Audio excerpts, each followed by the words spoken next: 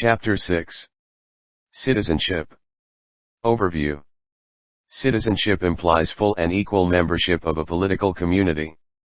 In this chapter we will explore what exactly this means today. In sections 6.2 and 6.3 we will look at some debates and struggles which are going on regarding the interpretation of the term full and equal membership. Section 6.4 will discuss the relationship between citizens and the nation and the criteria of citizenship adopted in different countries.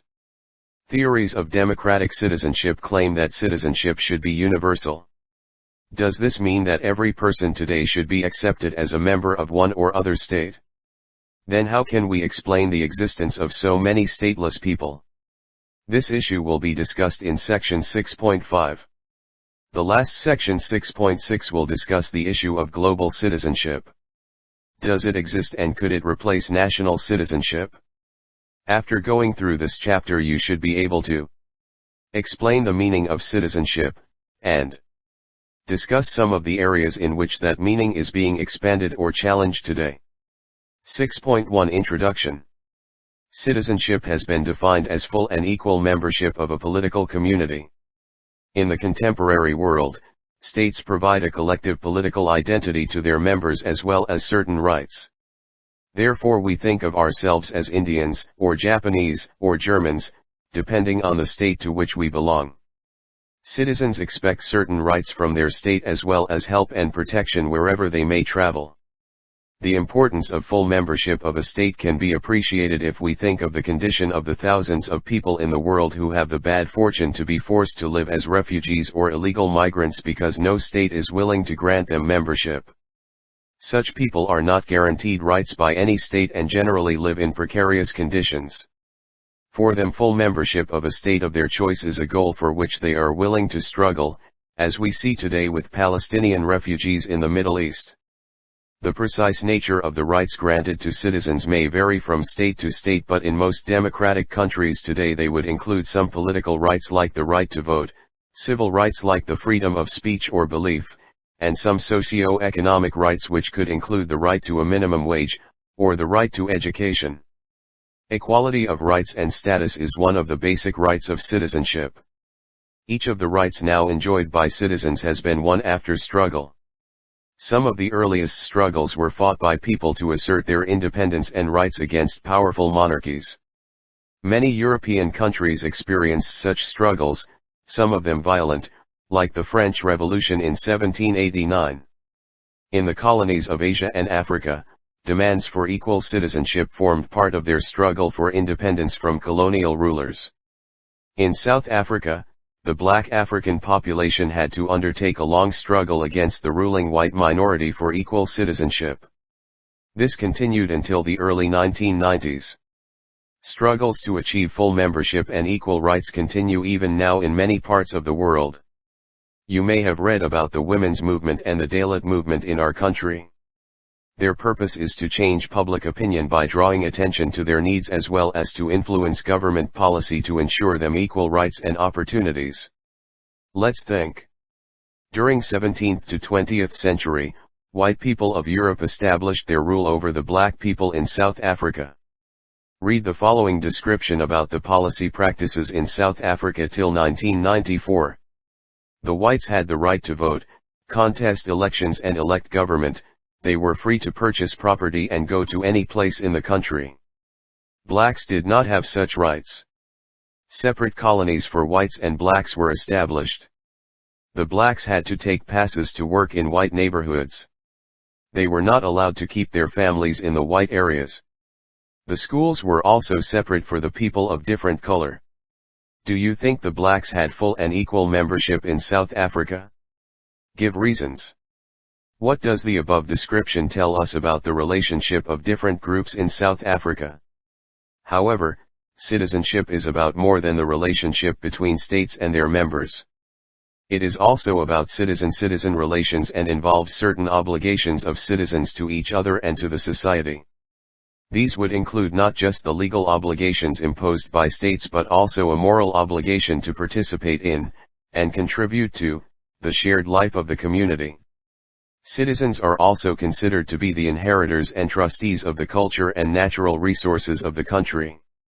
Let's do it. Think of some examples of activities of citizens in your area intended to help others, or improve the area, or protect the environment. List some of the activities which could be undertaken by young people of your age group.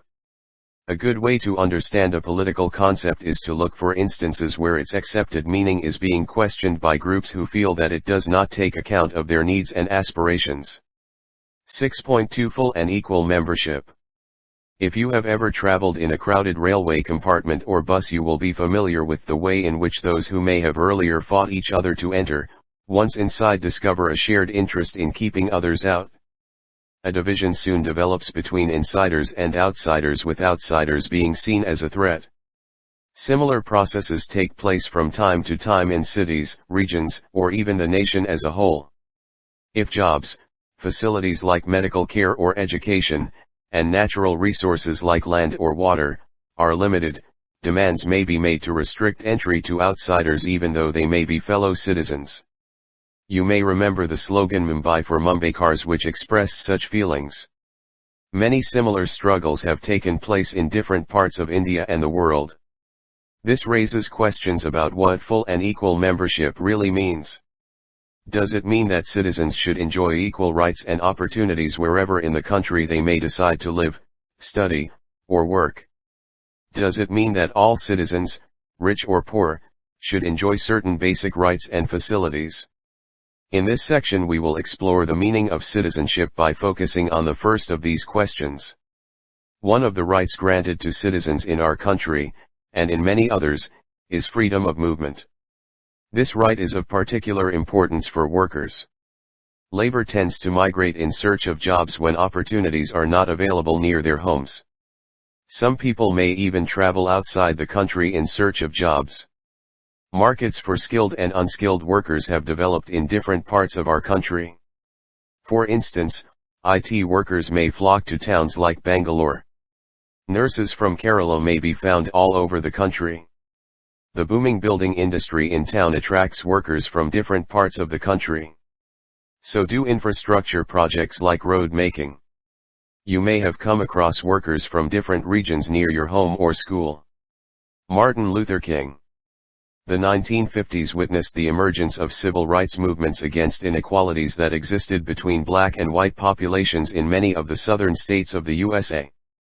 Such inequalities were maintained in these states by a set of laws called segregation laws, through which the black people were denied many civil and political rights. These laws created separate areas for colored and white people in various civic amenities like railways, buses, theaters, housing, hotels, restaurants, etc. Martin Luther King Jr. was a black leader of the movement against these laws. King gave many arguments against the prevailing laws of segregation. First, in terms of self-worth and dignity, every human person in the world is equal regardless of one's race or color. Second, King argued that segregation is like social leprosy on the body politic because it inflicts deep psychological wounds on the people who suffer as a result of such laws. King argued that the practice of segregation diminishes the quality of life for the white community also. He illustrates this point by examples. The white community, instead of allowing the black people to enter some community parks as was directed by the court, decided to close them. Similarly, some baseball teams had to be disbanded, as the authorities did not want to accept black players. Thirdly, the segregation laws create artificial boundaries between people and prevent them from cooperating with each other for the overall benefit of the country.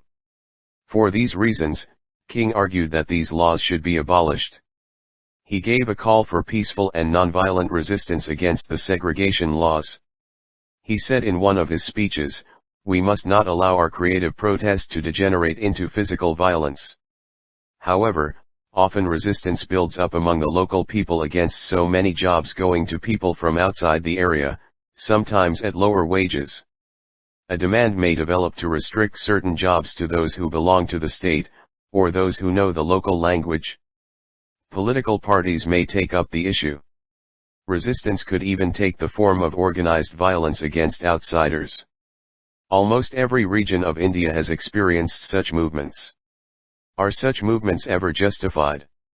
We all become indignant if Indian workers in other countries are ill-treated by the local population.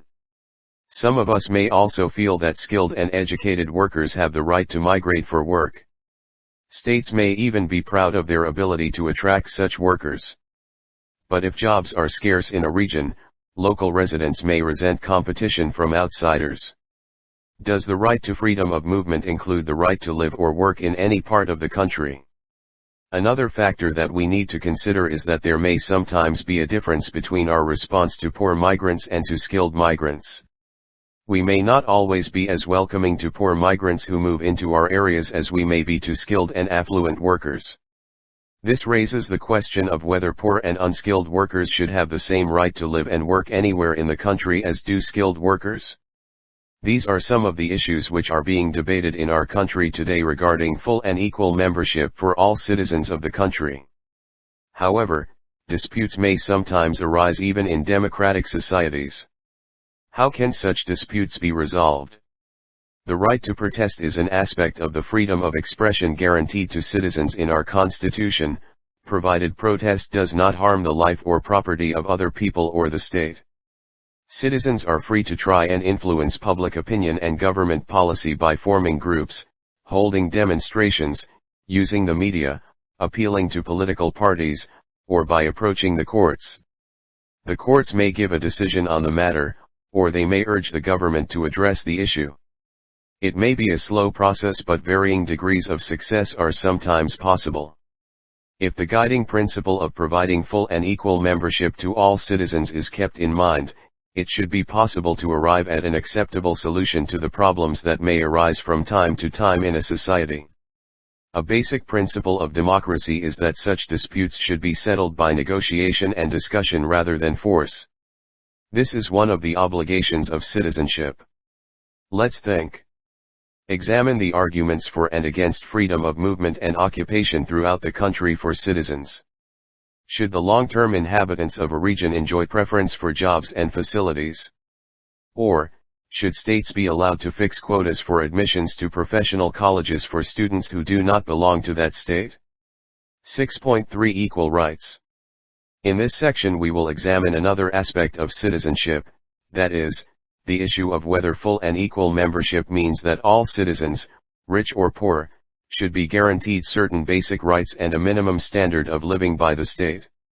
To discuss this issue, we will look at one set of people, that is the urban poor. Dealing with the problem of the poor in towns is one of the urgent problems facing the government today. There is a large population of slum dwellers and squatters in every city in India. Although they may do necessary and useful work, often at low wages, they are often viewed as unwelcome visitors by the rest of the town population. They may be blamed for straining the resources of the city or for spreading crime and disease. The conditions in slums are often shocking. Many people may be crammed into small rooms with no private toilets, running water, or sanitation.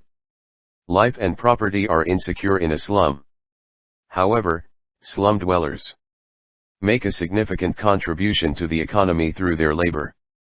They may be hawkers, petty traders, scavengers, or domestic workers, plumbers, or mechanics, among other professions. Small businesses such as cane weaving, or textile printing, or tailoring, may also develop in slums. The city probably spends relatively little on providing slum dwellers with services such as sanitation or water supply. Citizenship, equality, and rights. Citizenship is not merely a legal concept. It is also closely related to larger notions of equality and rights. A widely accepted formulation of this relationship was provided by the British sociologist, T.H. Marshall, 1893–1981. In his book Citizenship and Social Class, 1950, Marshall defines citizenship as a status bestowed on those who are full members of a community. All who possess the status are equal with respect to the rights and duties with which the status is endowed. The key concept in Marshall's idea of citizenship is that of equality. This implies two things: first, that quality of the given rights and duties improves. Second, that the quantity of people upon whom they are bestowed grows. Marshall sees citizenship as involving three kinds of rights: civil, political, and social. Civil rights protect the individual's life, liberty, and property. Political rights enable the individual to participate in the process of governance. Social rights give the individual access to education and employment. Together they make it possible for the citizen to lead a life of dignity. Marshall saw social class as a system of inequality. Citizenship ensures equality by countering the divisive effects of class hierarchy. It thus facilitates the creation of a better integrated and harmonious community. Awareness about the condition of the urban poor is growing among governments, N.G.Os and other agencies, and among the slum dwellers themselves. For instance, a national policy on urban street vendors was framed in January 2004. There are lakhs of street vendors in big cities and they often face harassment from the police and town authorities. The policy was intended to provide recognition and regulation for vendors to enable them to carry on their profession without harassment so long as they obeyed government regulations. Slum dwellers also are becoming aware of their rights and are beginning to organize to demand them. They have sometimes even approached the courts. Even a basic political right like the right to vote may be difficult for them to exercise because to be included in the list of voters a fixed address is required and squatters and pavement dwellers may find it difficult to provide this. Citizenship, equality, and rights. The Supreme Court gave an important decision regarding the rights of slum dwellers in Bombay in response to a public interest litigation filed by a social activist, Olga Tellis against Bombay Municipal Corporation in 1985.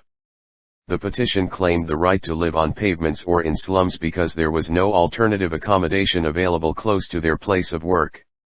If they were forced to move they would lose their livelihood as well. The Supreme Court said, Article 21 of the Constitution which guaranteed the right to life included the right to livelihood. Therefore if pavement dwellers were to be evicted they should first be provided alternative accommodation under the right to shelter. Among other groups of people who are becoming marginalized in our society are the tribal people and forest dwellers. These people are dependent on access to forests and other natural resources to maintain their way of life. Many of them face threats to their way of life and livelihood because of the pressure of increasing populations and the search for land and resources to maintain them. Pressures from commercial interests wanting to mine the resources which may exist in forests or coasts poses another threat to the way of life and livelihood of forest dwellers and tribal peoples, as does the tourist industry. Governments are struggling with the problem of how to protect these people and their habitat without at the same time endangering development of the country. This is an issue that affects all citizens, not just tribal people. To try and ensure equal rights and opportunities for all citizens cannot be a simple matter for any government. Different groups of people may have different needs and problems and the rights of one group may conflict with the rights of another. Equal rights for citizens need not mean that uniform policies have to be applied to all people since different groups of people may have different needs. If the purpose is not just to make policies which would apply in the same way to all people, but to make people more equal, the different needs and claims of people would have to be taken into account when framing policies. What should become clear from this discussion is that changes in the world's situation, the economy, and society demand new interpretations of the meaning and rights of citizenship. The formal laws regarding citizenship only form the starting point and the interpretation of laws is constantly evolving. While answers to some of the problems which may arise may not be easy to find, the concept of equal citizenship would mean that providing equal rights and protection to all citizens should be one of the guiding principles of government policies. Let's think. According to the official figures published about the land distribution in Zimbabwe, some 4,400 white families owned 32% of agricultural land, that is about 10 hectares.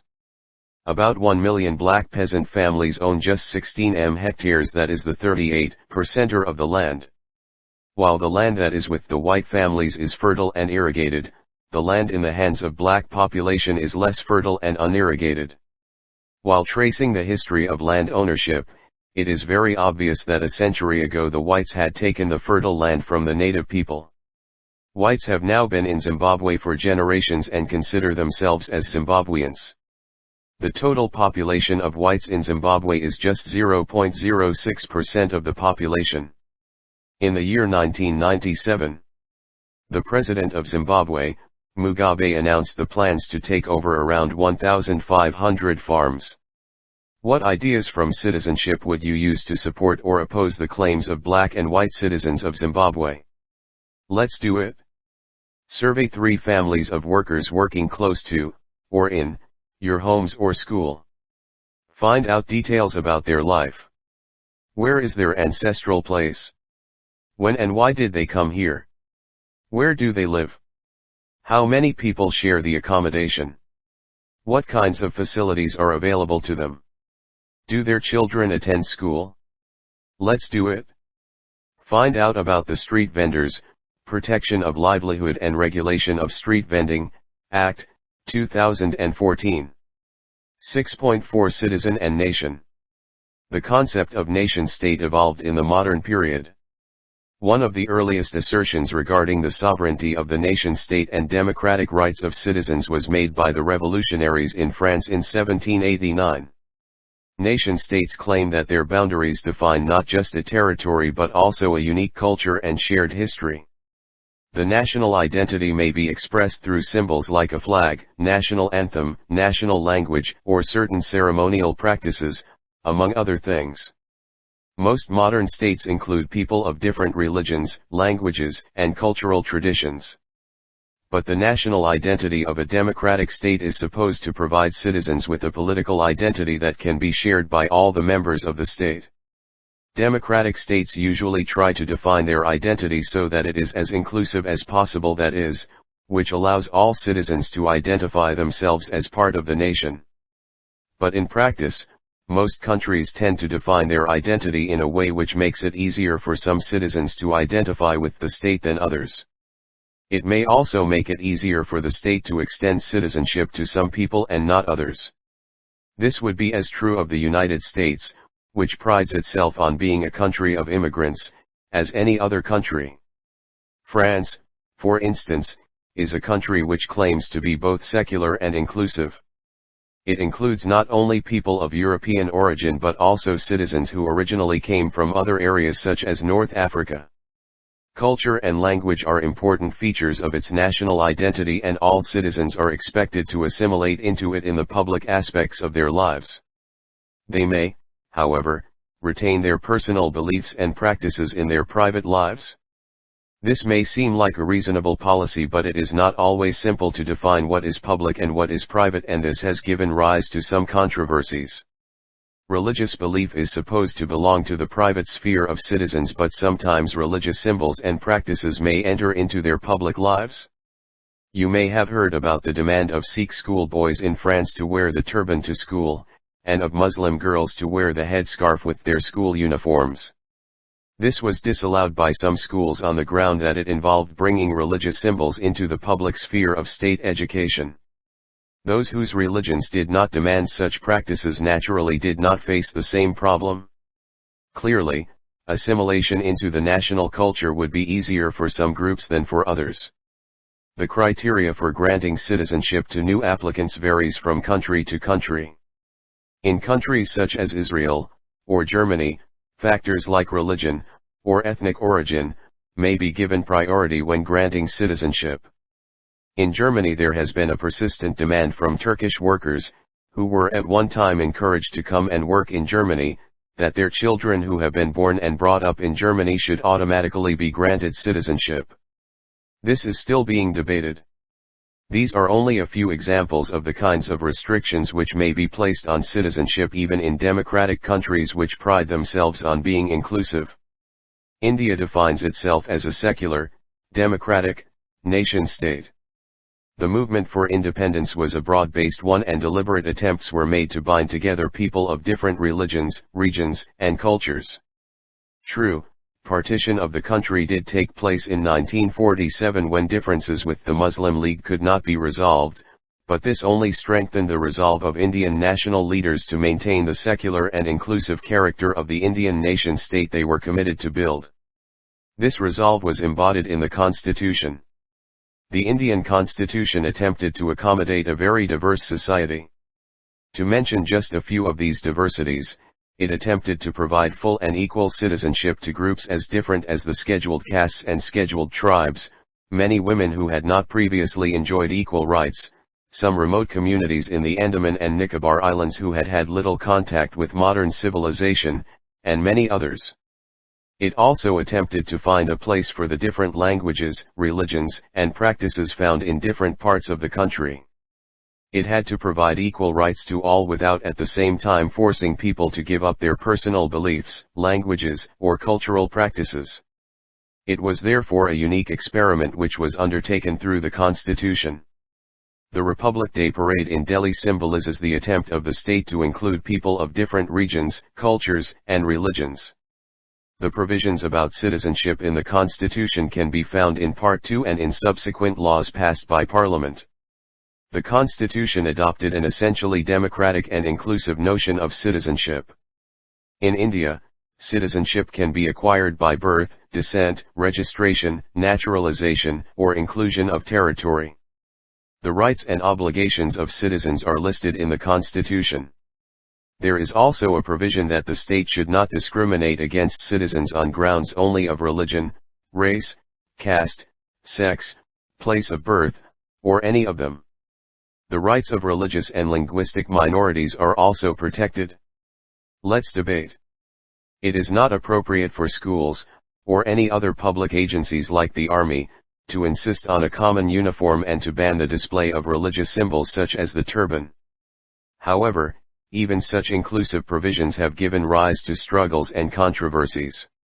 The women's movement, the Dalit movement, or struggles of people displaced by development projects, represent only a few of the struggles being waged by people who feel that they are being denied full rights of citizenship. The experience of India indicates that democratic citizenship in any country is a project, an ideal to work towards. New issues are constantly being raised as societies change and new demands are made by groups who feel they are being marginalized. In a democratic state these demands have to be negotiated. 6.5 Universal Citizenship. When we think of refugees, or illegal migrants, many images may come to mind. One may be of people from Asia or Africa who have paid agents to smuggle them into Europe or America. The risks are high but they seem willing to make the effort. Another image may be of people displaced by war or famine. Such images are often shown on the television. Refugees in the Darfur region of Sudan, Palestinians, Burmese, or Bangladeshis, the examples are many. All these are people who have been forced to become refugees in their own, or neighboring countries. We often assume that full membership of a state should be available to all those who ordinarily live and work in the country as well as to those who apply for citizenship. But although many states may support the idea of universal and inclusive citizenship, each of them also fixes criteria for the grant of citizenship. These would generally be written into the constitution and laws of the country. States use their power to keep unwanted visitors out. However, in spite of restrictions, even the building of walls or fences, considerable migration of people still takes place in the world. People may be displaced by wars, or persecution, famine, or other reasons. If no state is willing to accept them and they cannot return home, they become stateless peoples or refugees. They may be forced to live in camps, or as illegal migrants. Often they cannot legally work, or educate their children, or acquire property. The problem is so great that the UN has appointed a High Commissioner for Refugees to try to help them. Decisions regarding how many people can be absorbed as citizens in a country poses a difficult humanitarian and political problem for many states. Many countries have a policy of accepting those fleeing from persecution or war. But they may not want to accept unmanageable number of people or expose the country to security risks. India prides itself on providing refuge to persecuted peoples, as it did with the Dalai Lama and his followers in 1959. Entry of people from neighboring countries has taken place along all the borders of the Indian state and the process continues. Many of these people remain as stateless peoples for many years or generations, living in camps, or as illegal migrants. Only a relatively few of them are eventually granted citizenship. Such problems pose a challenge to the promise of democratic citizenship, which is that the rights and identity of citizen would be available to all people in the contemporary world. Although many people cannot achieve citizenship of a state of their choice, no alternative identity exists for them. The problem of stateless people is an important one confronting the world today. Borders of states are still being redefined by war or political disputes, and for the people caught up in such disputes the consequences may be severe. They may lose their homes, political identities, and security, and be forced to migrate. Can citizenship provide a solution to the problems of such people? If not, what kind of alternative identity can be provided today? Do we need to try and evolve a more genuinely universal identity than national citizenship? Suggestions for a notion of global citizenship are sometimes put forward. The possibilities will be discussed in the next section. Let's do it. List some of the stateless people living in India today. Write a short note on any of them. 6.6 Global Citizenship. Consider the following statements. There was an outpouring of sympathy and help for the victims of the tsunami which affected a number of countries in South Asia in 2004. International networks link terrorists today. The United Nations is working with different states to try and prevent the spread of bird flu and the possible emergence of a human viral pandemic. What is common to the statements given above? What do they tell us about the world in which we live today? We live today in an interconnected world. New means of communication such as the internet, and television, and cell phones, have brought a major change in the way in which we understand our world. In the past it might have taken months for news about developments in one part of the world to become known in other parts. But new modes of communication have put us into immediate contact with developments in different parts of the globe. We can watch disasters and wars on our television screens as they are taking place. This has helped to develop sympathies and shared concerns among people in different countries of the world. Supporters of global citizenship argue that although a world community and global society does not yet exist, people already feel linked to each other across national boundaries. They would say that the outpouring of help from all parts of the world for victims of the Asian tsunami and other major calamities is a sign of the emergence of a global society. They feel that we should try to strengthen this feeling and work towards a concept of global citizenship. The concept of national citizenship assumes that our state can provide us with the protection and rights which we need to live with dignity in the world today.